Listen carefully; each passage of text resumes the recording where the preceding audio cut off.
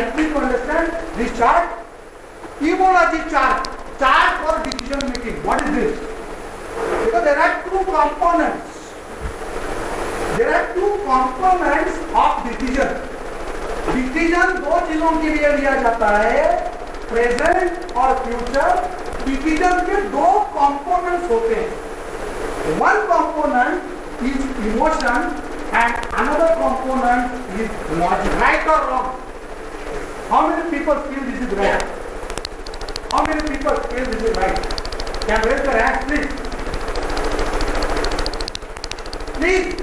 अरे शर्मा नहीं है भाई, हाथ ऊपर करने में कौन सी शर्म है? Okay, so maximum number of people think that decision के दो कंपोनेंट होते हैं, एक इमोशन और दूसरा होता है logic. Dear friends, let's understand. कोई भी डिसीजन हो, एंटरप्रेन्योर हो, इक्विटी हो, इंडिविजुअलिस्टिक हो, any kind of a decision that is being taken carries two part. One is emotion and second is logic. अब मैं आपको कुछ एक्सप्लेन करना चाहता हूँ. डियर फ्रेंड्स, ओके, तो जो फाइनेंस के लोग होते हैं ना, उनका डिसीजन मेकिंग का जो प्रोसेस होता है, उसमें ये जो इसकी मात्रा होती है ना, लॉजिक की जो मात्रा है, ये कंपोनेंट ज्यादा होता है. ये जो पार्शियल इमोशन और पार्शियल लॉजिक मैंने लिखा है ना, इसका जो पार्ट लॉजिकल पार्ट है वो ज्यादा होता है. वो लोग जब भी डिसीजन लेते हैं ना, तो लॉजिक को बहुत महत्व है. क्या बैंक का डिसीजन मेकिंग के कंपोनेंट में इमोशनल कंपोनेंट ज्यादा होगा या लॉजिकल कंपोनेंट ज्यादा होगा? लॉजिकल. क्यों भाई?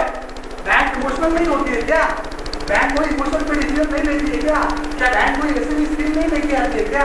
क्या बैंक किसी इंडिविजुअल को हेल्प नहीं देती है क्या? देती है ना? हेल्प करती है नहीं करती है? तो उसकी जो मात्रा होती है इमोशन की, वो कम होती है.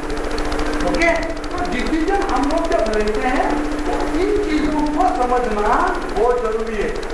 सेमिनार का बेस था. डियर फ्रेंड्स, अगर आप एक बैलेंस्ड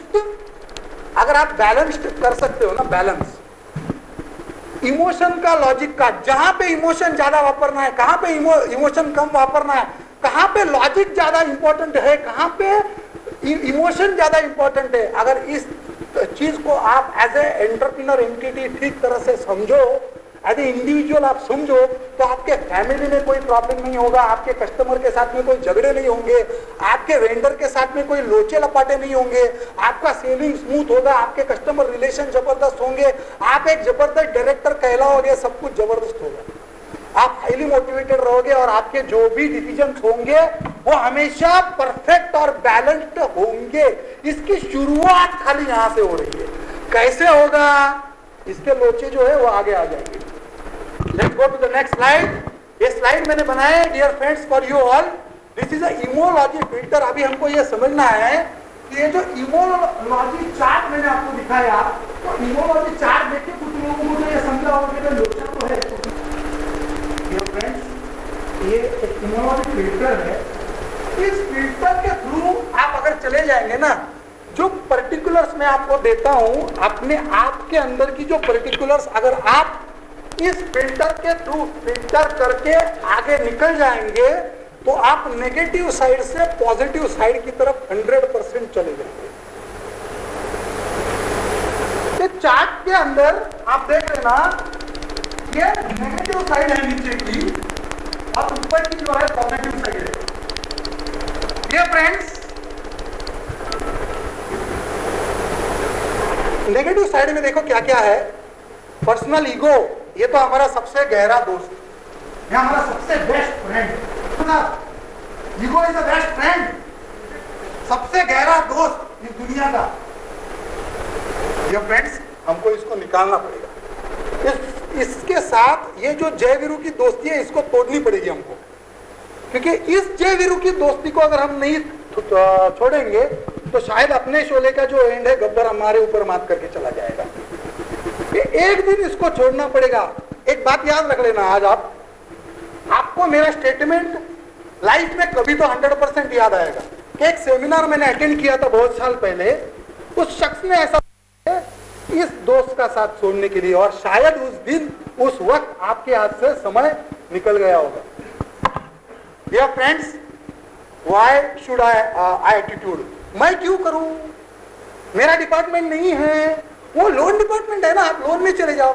वो पॉलिसी मैंने बेची ही नहीं थी, वो थोड़ी ना मेरा कस्टमर है यार, मुझे क्या लेना देना इस चीज से।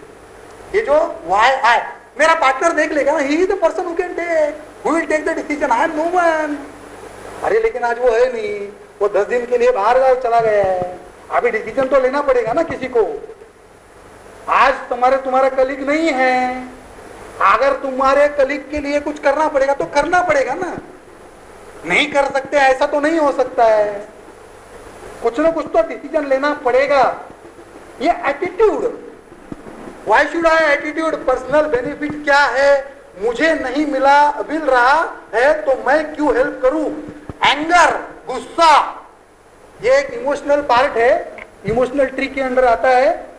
मीनेस, मैं, मेरे से ज्यादा कौन इंपॉर्टेंट है यार, मैं सबसे इंपॉर्टेंट आदमी हूं, I am the most important person, either in my organization, either in my family. मैं जो बोलता हूं 100% लॉजिकल, सही, सब कुछ परफेक्ट मुझे आता है। मेरे बाकी डाउन द लाइन टीम एकदम गधे भरे हुए हैं, मेरे सारे कलीग्स गधे हैं, उनको अकल नाम की चीज को भगवान ने दी नहीं है, अकल विकल जो भी सब है वो मेरे अंदर ही। ये मीनेस, मैं, हम लोग सजेशन लेने के लिए भी तैयार नहीं होते हैं, we are not even ready to take the suggestion. Acceptability तो बात ही छोड़ दो, ये मीनेस वाली बात हो रही है। It is always first stage, ये अपना हर एक का पहला स्टेज होता है। आई नो ऑल बिजनेस, मुझे सब बिजनेस पता है।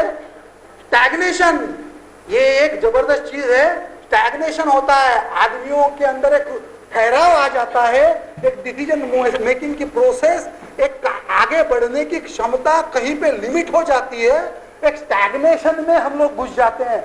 विचार करने की शक्ति, सेल्स बढ़ाने की शक्ति हमारे कहीं ना कहीं पे स्टैग्नेशन में चली जाती है। नैरो माइंडेडनेस, हम लोग बहुत सीमित दायरे में रहते हैं, हम लोग सीमित दायरे में अपने आप को डालते हैं, हम एक्सपोज नहीं करना चाहते अपने आप को, हम कहीं दूसरे प्लेटफॉर्म्स पे नहीं जाना चाहते, बिजनेस नेटवर्क नहीं बढ़ाना चाहते, लोगों का सुनना नहीं चाहते, लोगों को सुनाना नहीं चाहते, नॉलेज शेयर नहीं करना चाहते, नॉलेज बांटना नहीं चाहते, आउटस्पोकन नहीं होना चाहते।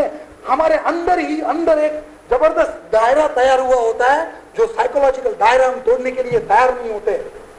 ये जो तकलीफ है, there are all the root causes of the emology chart.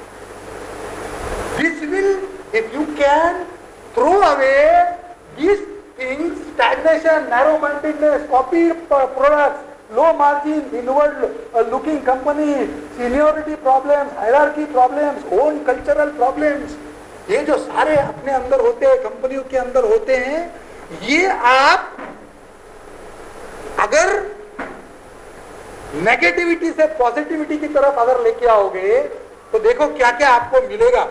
अगर इमोलॉजी फिल्टर से आप उसको आगे बढ़ा दोगे, अपने आप को इन चीजों से आप निकाल के आगे बढ़ा दोगे, डियर फ्रेंड्स, देखो अपने को क्या मिलता है। Smooth personal handling, personal ego चला जाता है तो हमको मिलता क्या है, पर्सनल ईगो जाने के बाद में स्मूथ पर्सनल हैंडलिंग। एक लोगों के साथ हम लोग स्मूथ हैंडल करते हैं, कोई भी लोगों के साथ बात करते हैं तो डाउन, एक बिल्कुल सही मायने में बात करते हैं, लॉजिकल बात करते हैं, डाउन द लाइन, बिल्कुल लो लाइन होके डाउन द लाइन होके बात करते हैं, उसके लेवल के हिसाब से हम लोग उससे बात करते हैं। सीनियर है तो सीनियर की तरह बात करते हैं, जूनियर है तो जूनियर की तरह ट्रीट करके उससे बात करते हैं, लेबर है तो लेबर की तरह बात करते हैं, आपका कस्टमर है तो कस्टमर की तरह हम लोग बात करते हैं। सेकंड है व्हाई शुड आई, अगर आई एटीट्यूड अगर जाता है तो हमको मिलता है टीम बिल्डिंग। टीम बिल्डिंग की प्रोसेस इनिशिएट करते हो आप अपने आप के खुद के कंपनी के अंदर। आप पर्सनल बेनिफिट क्या है अगर आप पूछना छोड़ देते हो तो आप एक टीम स्पिरिट पैदा कर देते हो, आप एक टीम स्पिरिट पैदा कर देते हो। आप मुझे नहीं मिल रहा तो मैं क्यों हेल्प करूं, ये अगर छोड़ देते हो तो सोसाइटी मल्टीप्लिकेशन मिल जाता है। मैं क्यों करूं? भाई नीचे कार खड़ी है, किसी के बीच में खड़ी है, तो मेरी बाइक जाके मैं क्यों निकालूं? नहीं भाई ठीक है, किसी दूसरे की होगी कोई प्रॉब्लम नहीं, मैं निकाल देता हूँ ताकि तकलीफ नहीं हो। कार जो है उसकी अटकी हुई कार निकल जाएगी। मैं कार बाइक पार्किंग करते वक्त ऐसी पार्किंग करूंगा कि निकालने के लिए किसी को तकलीफ नहीं होगी। मेरी बाइक पार्क करने के वक्त मैं ऐसी पार्क करूंगा तो सामने वाली गाड़ी निकालने के लिए कार वाले को तकलीफ नहीं होगी। तो जस्ट मैं उदाहरण दे रहा हूँ, ऐसे कॉर्पोरेट के अनगिनत उदाहरण मैं दूंगा तो कम से कम 4 घंटा मैं इन्हीं उदाहरणों के ऊपर बात करते बैठूंगा। एंगर छोड़ दोगे, अगर आप एंगर छोड़ दोगे तो बैलेंस्ड पर्सनालिटी मिल जाएगी आपको। गुस्सा अगर नहीं आएगा तो you will be a balanced personality. आप मीनेस छोड़ दोगे तो आपको वीनेस मिल जाएगा। Is developed and develop acceptability भी डेवलप हो जाती है आप अगर मीनेस छोड़ दोगे तो। It is always first stage. अगर छोड़ दोगे तो आपको ट्रिगर्स कॉन्फिडेंस लेवल, आपकी जो कॉन्फिडेंस लेवल है वो ऊपर चली जाएगी। आई नो ऑल बिजनेस, ये एटीट्यूड अगर छोड़ दोगे, you see new heroes and develop new role models in your own company. मैं खुद अमिताभ बच्चन नहीं हूं, मेरे ऑर्गेनाइजेशंस के अंदर मुझे अमिताभ बनाने हैं, धर्मेंद्र बनाने हैं, जय वीरू बनाने हैं। ये एटीट्यूड डेवलप करोगे तो डाउन द लाइन टीम आपको सैल्यूट करने लगेगी, डाउन द लाइन टीम आपकी बढ़ेगी। ये जो सारी चीजें हैं, स्टैग्नेशन छोड़ोगे, स्टार्ट फाइंडिंग लॉजिकल आंसर्स। आप स्टैग्नेशन छोड़ दो, आपको लॉजिकल आंसर्स मिलने लगेंगे। आप स्टैग्नेशन छोड़ दोगे ना तो आपको लॉजिकल आंसर मिलने लगेंगे। आप नैरो माइंडेडनेस अगर छोड़ दोगे तो आपको broad acceptability and social responsibility का एहसास हो जाएगा। लो मार्जिन पे काम करना छोड़ दोगे, लो मार्जिन लेना छोड़ दोगे, आपके प्रोडक्ट को लो समझना छोड़ दोगे, आपके प्रोडक्ट की काबिलियत को समझोगे, आपकी बैंक, आपकी पतपेड़ी, आपकी प्रोसेस, फाइनेंस कंपनी का, एंटरप्रेन्योर प्रोडक्ट का जब सही मायने में ताकत समझोगे डियर फ्रेंड्स, तो आप सही मायने में उसको सही चीजों के अंदर बेचना चालू करोगे। And then dear friends, what you will get is chance of you finding innovation for new category. आप नए प्रोडक्ट बनाने को चालू करेंगे क्योंकि आपको अभी लो मार्जिन पे काम नहीं करना है, आपको सॉल्यूशंस मिलने लगेंगे, आपको नए प्रोडक्ट मिलने लगेंगे, आपकी बास्केट बढ़ने लगेंगी। डियर फ्रेंड्स, ये सारी चीजें इंटरकनेक्टेड है, एक चीज दूसरे से कनेक्टेड है। ये कनेक्टिविटी अगर आप सही मायने में देखोगे and then only dear friends you will start growing, you will start growing. Inward looking company, inward looking company, आप एक इनवर्ड लुकिंग कंपनी से हट जाओ, आप एक इनवर्ड लुकिंग पर्सनालिटी से निकल जाओ, एक आउटवर्ड पर्सनालिटी बन जाओ। इस आदमी को कभी भी फोन करो अवेलेबल रहता है, इस आदमी को कभी भी कुछ बात करो शेयर करता है, इस आदमी के साथ में कभी भी बात करने को मजा आता है। ये कंपनी जो अंदर ही देख रही है, लाइट नहीं आ रहा है बाहर का, उसको आने दो। सीनियोरिटी प्रॉब्लम्स को निकाल दो, परफॉर्मेंस डेवलपमेंट के ऊपर कंसंट्रेट करो। सीनियर है तो बड़ा नहीं है, परफॉर्मर है तो जरूर बड़ा। सीनियर है तो बड़ा नहीं है, परफॉर्मर है तो जरूर बड़ा। इस कल्चर को इनकलकेट करना चालू करो, अपने आप को भी देखो आप कहां खड़े हो। हायरार्की प्रॉब्लम्स छोड़ दो, ओन कल्चर प्रॉब्लम्स। आपके जो एक पर्टिकुलर कल्चर आपके कंपनी ने बना के रखा है सोचने का, आपकी साइकोलॉजी पैटर्न, उससे बाहर उठ के चले आओ। सोचो डिफरेंट ऑर्गेनाइजेशंस कैसी काम करती है। मैं अगर समझो 20 करोड़ की कंपनी हूं या 15 करोड़ की कंपनी हूं, तो मेरा 15 करोड़ का माइंडसेट वाले और कलीग्स क्या करते हैं। मैं अगर 2 करोड़ की कंपनी हूं या 4 करोड़ की कंपनी हूं, तो मेरे बाकी के कलीग्स क्या काम कर रहे हैं, कैसे काम कर रहे हैं।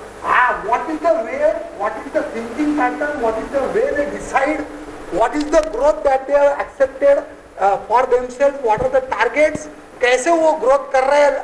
आने वाले लास्ट 3 साल में मेरा परफॉर्मेंस कैसा रहा और उनका परफॉर्मेंस कैसा रहा, उस हिस्ट्री को ट्रैक करो। अपने अंदर के ड्रॉबैक्स आप निकालो।